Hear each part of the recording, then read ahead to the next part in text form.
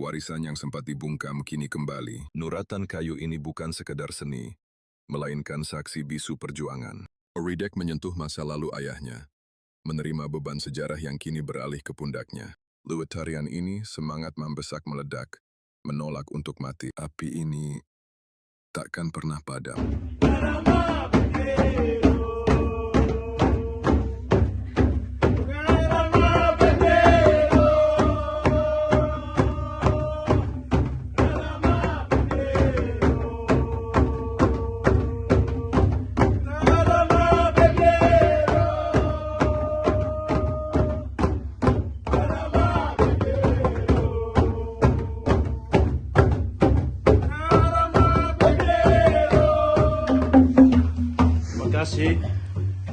Selamat datang, Joshua, wah,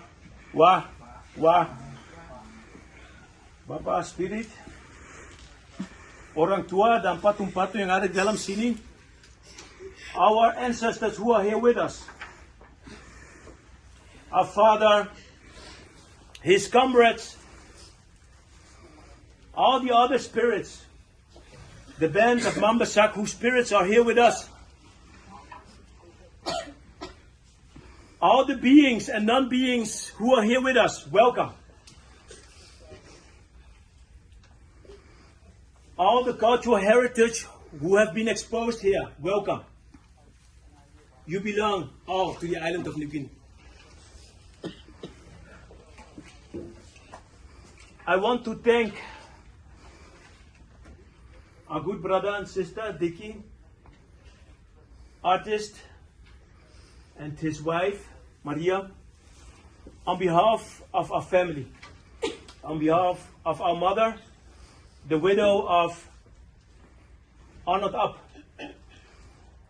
whose statue is right next to us, and we are honored to have the opportunity to be here at this opening, here in the Netherlands, by the institution that has collected a lot of West Papuan items from the early 60s. So,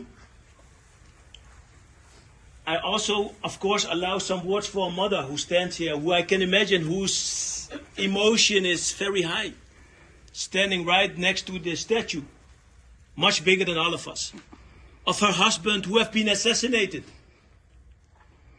by Indonesia because of the love for his people and his culture. And that his children and grandchildren are playing the tifa in this space, in this time. The tifa that has brought the story of our father without internet 60 years ago to an island state, West Papua, that is 12 times bigger than the Netherlands. That all these different tribes that our father and his band stood for, more than 250 different tribes, was united through their music, to the stories that they share through the museums, in the museums where he was a cultural anthropologist and the creator. And that their work has inspired not only the many tribes that West Papua have and all the beings that are there, but that their music and stories spread across the Pacific, across the world, in a time that there was no internet, is still astonishing me today. When I traveled for the first time 3 years ago to Melanesia, to the Pacific, and that musician said, "Your father's song have inspired me," I was mind blown. How did they achieve that? In a time that there was no connection so easy as today. So this is what learned me as young storyteller, as one of his children, the youngest one, how powerful our drum is. And let nobody tell us, or indigenous peoples, the value of our culture, of our stories, of our heritage. Because this is the very knowledge that we are missing today in our modernity, the innovation, that we have lost the connection to the beings, to the forest, which have resulted in, many forms, climate change or disruption in many ways. So, Dickie, on behalf of my family, I want to thank you for this opportunity, but also the team of Wereldmuseum and the West Papuan diaspora, Kaka Nancy and all the others, Frank, who were part of my process, advising process, where I also contributed in for this immense and historical moment, if you would ask me. As Dutch citizen, as refugee from West Papua, it is the time for West Papua to tell the story. The collection, the biggest one of our ancestors, are here in the Netherlands. And these stories have been hidden for much too long. If you look at all the stories that are rightfully in the news, it's still astonishing me today that this colonial connection between West Papua and the extinction of this very tradition is still not mainstream. It's still not in the parliament. It's still not on the universities, on the history curriculum. It's astonishing me. So that's why I think it is time for Papua. And I compliment the team of Wereldmuseum for the leadership, which I can underline because we are very much involved within the moving institutions to take the responsibility, especially in the Netherlands. From universities to academia, to parliamentarian, to the media, to the grassroots movement. They should know about the world's largest deforestation project at this very moment, the size of Belgium, happening in their former colony. We shouldn't be educating them this, but that's the reality. So yes, it is time for West Papua. And I want to close here and give some time to a mother or my eldest brother, Oridek, to share something too.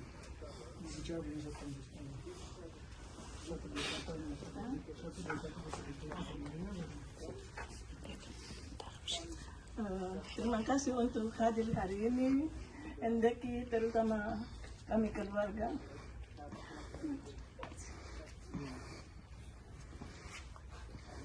So Awin says thank you to all of you for coming, and a special thank to the artist and the creator is Oridek and his wife Maria.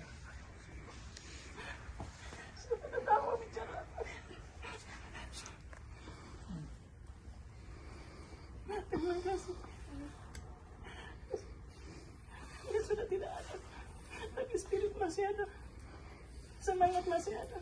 Saya bangga karena anak-anak dengan saya punya cucu-cucu, anak di sini bisa dampingin Deki untuk resmikan ini.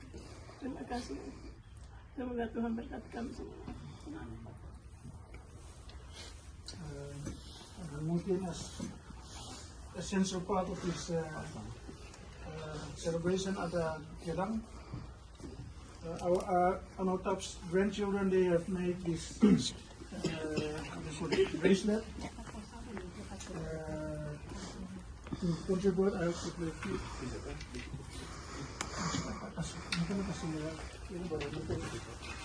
sama Om Rosa,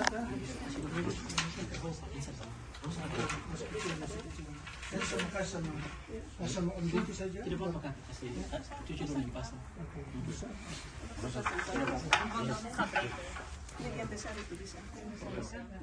Bisa. Oh, bisa. Itu semua bisa kan? Bisa. Ya, bisa.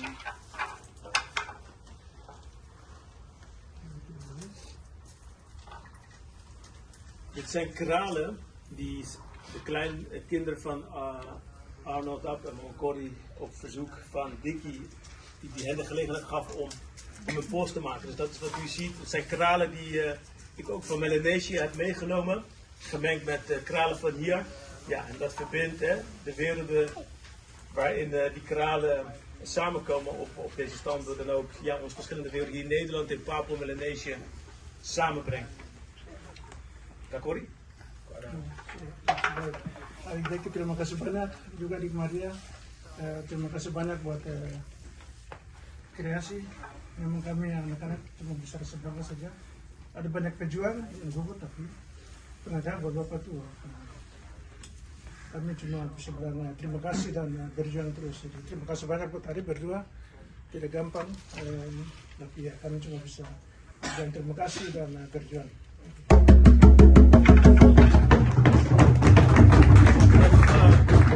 Even iets, ik zal dit in het Nederlands doen, iets gemakkelijker voor mij. over de film. Ons papa Ade, Raki Ap, die heeft een tape gedigitaliseerd die we ergens uit een doos hebben gehaald. En we hebben de makers van deze tentoonstelling gevraagd, in overleg met Dikkie, om dit aan de wereld te tonen. Dit zijn de eerste filmbeelden die wij hebben gezien als gezin. Nog geen enkele maanden geleden. De eerste beelden waar ik en onze broers en zijn kleinkinderen ons vader Engels hebben horen spreken. Ik heb voor de rest geen andere filmbeelden gezien, dus dat laat zien hoe historisch en daar willen we ook onze papa de Otto voor bedanken. Samen met mijn moeder dat zij deze film voor ons hebben gedigitaliseerd en dat de tentoonstelling, ik kon geen betere moment bedenken als onze familie. Dat heb ik ook in overleg gedaan met Dikkie en mijn moeder en mijn broers en onze vader om het vandaag te tonen. Bij zo'n historisch moment, waarbij ons vader samen met andere verhalen het verhaal van de Papua's verder kan vertellen.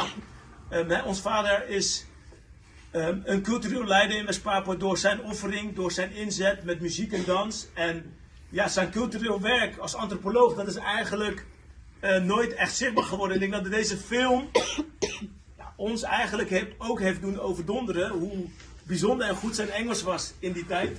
En ik heb ervan genoten en ik hoop dat het grote publiek nu ook mag kennis maken met de filmbeelden. En nogmaals, ik heb niet alle namen benoemd, maar alle makers van deze tentoonstelling nogmaals bedankt uit het hart van onze familie, Dikkie, iedereen die hier vandaag aanwezig is. En laten we daar gezamenlijk van genieten. Niet alleen van natuurlijk ons vaders tentoonstelling, maar alle verhalen en alles wat hier is tentoongesteld verdient diezelfde energie, verdient diezelfde aandacht, want dat is waar ons vader en zijn band voor streden. Het gaat eigenlijk niet over hun, maar over de rijkdom die onze cultuur biedt. Aan elkaar, aan die verschillende stammen, maar ook aan het eiland, wat elkaar met elkaar bindt. En de verhalen die de verschillende stammen met elkaar binden. Laat je daardoor overrompelen en verspreiden. Ik denk dat daar een enorme winst valt te behalen als je kijkt hoe de wereld ervoor staat. Inheemse volkeren en de Papua's, die hebben die kennis met hun. En ik denk dat deze tentoonstelling die kans biedt om ons daarmee te verrijken. Terima kasih banyak.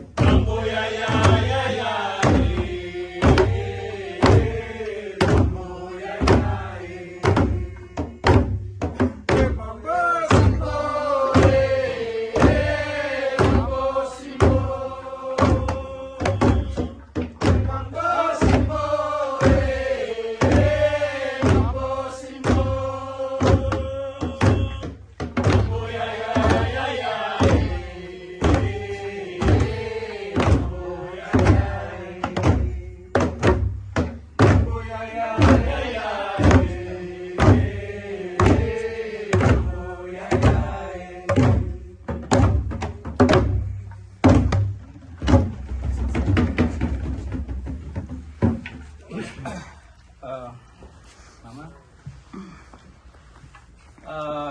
Thank you very much for coming.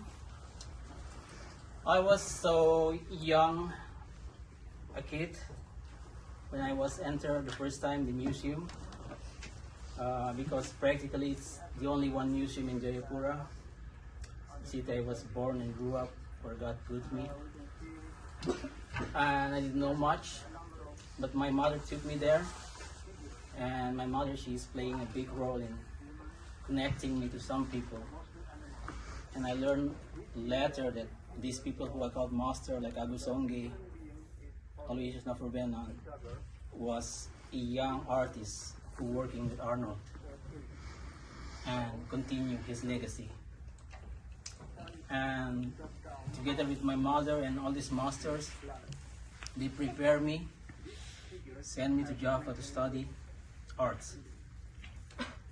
I remember one time my master Abusongi said to me, we were sitting together in the shore of Lake Sentani, and he said that Diki, we are getting old. We pass you everything we know, all the things that we heard from Arnold himself. You have to continue and make your own journey. A week after, I founded the Radio Collective, which you can see their works all over the exhibitions. What I want to say is how Papuan arts regenerate and keep the spirit of the same spirit of Mambesak that Arnold was begin. A few days before the deadlines, we know that technically some part of the work is, I think everything is not in place. It was almost totally failed. And I was working alone with some friends, of course, but my wife doesn't join me from the very beginning because of some situation. I was desperate and I was, I was lost of hopes. And then I called her, come to join me. And she came, and that time we have to starting from the beginning, building stretch by stretch.